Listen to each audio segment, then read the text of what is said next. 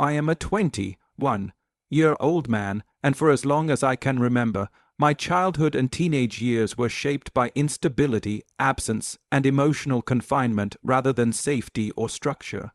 I grew up with my mother, who was often emotionally unavailable, and a revolving door of stepfathers who never stayed long enough to build something real. Cheating was a recurring issue in her relationships, and every time it surfaced, it ended the same way: another man leaving, another emotional rupture, and another reminder that nothing in our home was permanent. One of those men left behind my younger sister, who struggled deeply because of it and eventually moved out at 16 to live with her biological father. By then, I already understood that in our house, children were expected to adapt quietly while adults followed their own chaos. My biological father was never present in my life, and whether by choice or circumstance, he had nothing to do with me. Because of that, I never had a second parent to turn to when things became overwhelming, and whenever someone suggested that my mother slow down, seek help, or try to find peace within herself, she cut them off without hesitation. About 3 years ago, the cycle repeated itself yet again when my mother began another affair, and this time my sister began planning her escape early, knowing exactly how the story would end. I was nearly 18 then, close to graduating, and already thinking ahead, not toward freedom, but toward survival. When that stepfather finally left, my mother told us she had bought a house, presenting it as a fresh start, but the truth surfaced quickly. It was a house she had bought with her new girlfriend, Carrie, and it was so small that my sister and I were expected to share a room. The only reason I didn't was because my grandparents intervened and paid to enclose a porch, so I could have a space of my own, though even that small mercy became a problem. Carrie openly complained that it would be harder to keep an eye on me. If I had my own room, and from that moment on, control replaced care entirely. My electronics were taken away, locks were installed throughout the house, and the internet was shut off completely, leaving us with no television, no phone line, and no connection to the outside world. Conversations went nowhere. Every attempt to reason with my mother or explain how trapped I felt was dismissed, and Carrie's authority grew unchecked. Cameras were installed inside and outside the house, my movements were monitored, and I was forced to stay on a family phone plan so nothing could be hidden. Every disagreement turned into punishment, usually involving my belongings being taken, and we were never allowed to be home alone. If they went out, we went with them, and if they came home early, it was to make sure we hadn't done anything wrong. The only exception was the weekend they secretly left town to get married without telling us. 6 months ago, my sister was already gone, and when my mother and Carrie planned another trip, everything finally reached a breaking point. I refused to cancel my work shifts or spend days at my grandmother's house, overwhelmed by isolation yet again, and after a fight, they reluctantly agreed to leave me alone under strict conditions.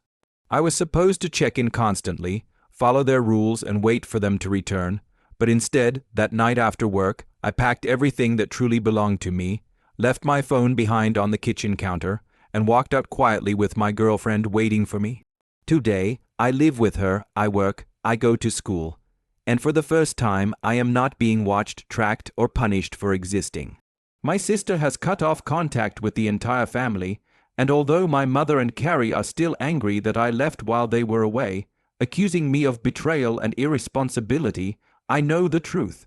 I didn't abandon a home, I escaped a prison, and choosing myself was not wrong, careless, or selfish. It was necessary. The anger that followed my leaving didn't surprise me, but the way it was framed did, because instead of asking why I felt the need to disappear overnight, my mother and Carrie focused entirely on how my actions inconvenienced them, how I had broken their trust, and how I had failed some imagined duty to protect a house that had never protected me. Messages came in waves at first, accusing me of being reckless, immature, and ungrateful, insisting that I had been trusted to do the right thing and had instead chosen the most dramatic and irresponsible option possible. What they refused to acknowledge was that trust cannot exist where control replaces respect, and safety cannot exist where privacy is treated like a crime.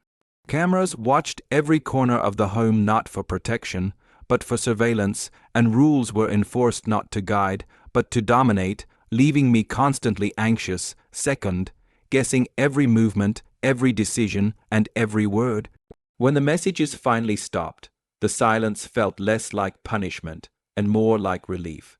And for the first time in my life, I was able to breathe without feeling monitored. I began to understand that what I had lived through was not strict parenting or concern, but captivity disguised as care, and that realization reshaped how I saw my past entirely.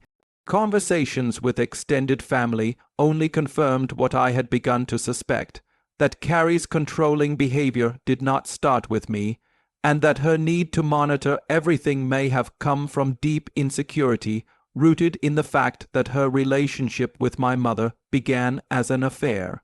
One relative suggested that the cameras, the restrictions, and the isolation were less about discipline and more about paranoia, about watching my mother as much as watching me, and that my sister and I leaving may have simply been collateral damage, or worse, a convenient outcome.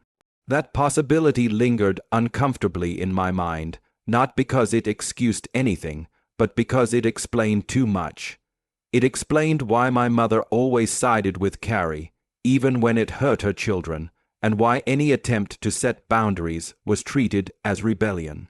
It explained why my belongings were taken not as consequences, but as leverage, and why my independence was treated as a threat rather than a milestone. In hindsight, the house was never meant to be a place where I grew into myself, but a place where I stayed manageable, small, and compliant. Leaving did not make me cruel. Staying would have made me disappear. What hurt most was realizing that my mother, the one person who should have intervened, allowed her partner to control her children in ways that stripped us of dignity, and then blamed us for reacting like human beings instead of obedient objects. Even now, some family members suggest that I should have handled things better, that I should have given notice, waited for a conversation, or considered their feelings first, but those suggestions ignore a crucial truth.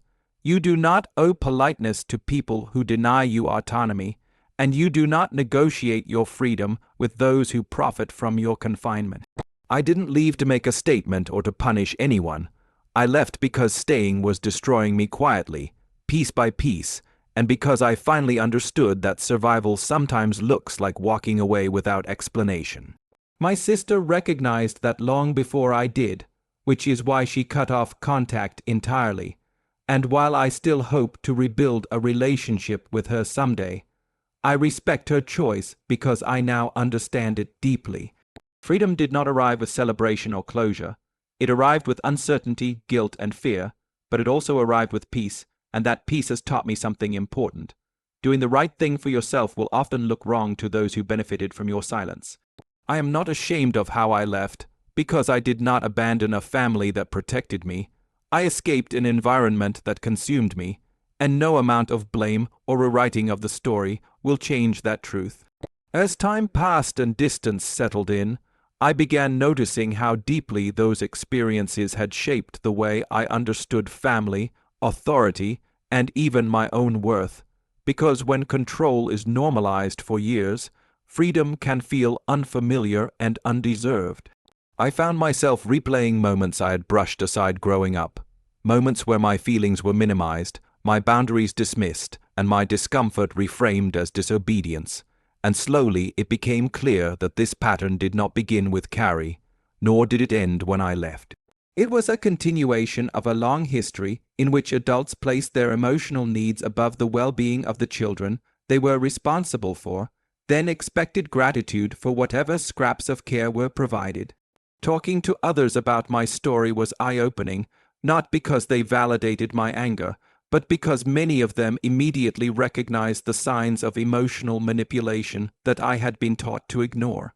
They pointed out how punishments were never about teaching lessons, but about reinforcing power, how privacy was framed as secrecy, and how obedience was confused with respect. The more I reflected, the more I realized how often I had been made to feel responsible for other people's emotions, especially my mother's, as if my role was not to grow, but to stabilize her life by being easy, quiet, and compliant. That realization was painful because it meant accepting that much of my childhood was spent managing adults rather than being supported by them, and that the guilt I felt after leaving was not evidence of wrongdoing, but a learned response to finally refusing that role. I also began to understand why my sister had chosen complete separation, why she did not want partial contact, explanations, or slow distancing. Because once you recognize a pattern that has harmed you repeatedly, stepping away fully can be the only way to heal. Family members who criticized her decision often framed it as extreme or unforgiving, but they ignored the years of endurance that preceded it. The countless times she had tried to adapt, compromise, and endure for the sake of peace that never lasted.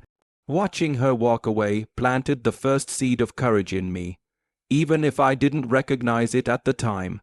Living on my own terms has not been easy. There are days when I struggle financially, days when school and work feel overwhelming, and moments when the absence of a traditional family structure feels heavy. But none of those challenges compare to the suffocating helplessness I felt before.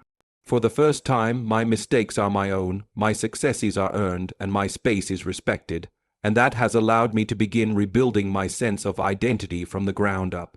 I am learning that love does not require surveillance, that care does not come with conditions, and that respect is not something you earn by shrinking yourself. I am also learning that it is possible to grieve a family that is still alive, to mourn not just what was done, but what was never offered, and that grief does not mean you are wrong for leaving. Some relatives still attempt to rewrite the narrative, suggesting that if I had been more patient, more understanding, or more obedient, things might have improved, but that argument assumes responsibility where there was none and places the burden of change on the person with the least power. Growth, I've learned, cannot happen in an environment that punishes independence, and healing cannot happen where harm is denied. Leaving did not fix everything overnight, but it gave me the space to begin understanding myself without constant fear, and that alone has made it worthwhile. I no longer measure my choices by how little disruption they cause others, but by how much honesty and safety they bring into my own life, and for the first time, that feels like a future worth building. Looking back now, I understand that the hardest part of leaving was not the physical act of walking out, but the emotional reckoning that followed, the slow and uncomfortable acceptance that some people will never see you as a person, only as a role you stopped playing. I have had to unlearn the belief that love requires endurance, that loyalty means tolerating harm, and that family must be preserved at any personal cost, because those ideas kept me trapped far longer than locked doors or cameras ever did. Distance has given me clarity, and clarity has given me peace. Even if that peace came without apologies, closure, or accountability from the people who caused the damage. I no longer wait for validation from those who dismissed my pain, because I have learned that some individuals are invested in misunderstanding you, if it protects their version of events. What matters now is not whether they agree with my choice, but that I finally chose myself in a situation where no one else would. I am building a life defined by mutual respect, quiet stability, and boundaries that do not require justification. And while that life may look ordinary from the outside, it feels extraordinary compared to where I came from. I am reconnecting with my sense of agency, learning to trust my instincts, and allowing myself to believe that safety is not something I have to earn through obedience. The absence of constant fear has made room for growth, for healthier relationships, and for the understanding that walking away was not an act of cruelty, but an act of self-preservation. I do not deny the grief that comes with estrangement, nor do I pretend that independence erased the scars of the past, but I no longer confuse pain with purpose or suffering with strength.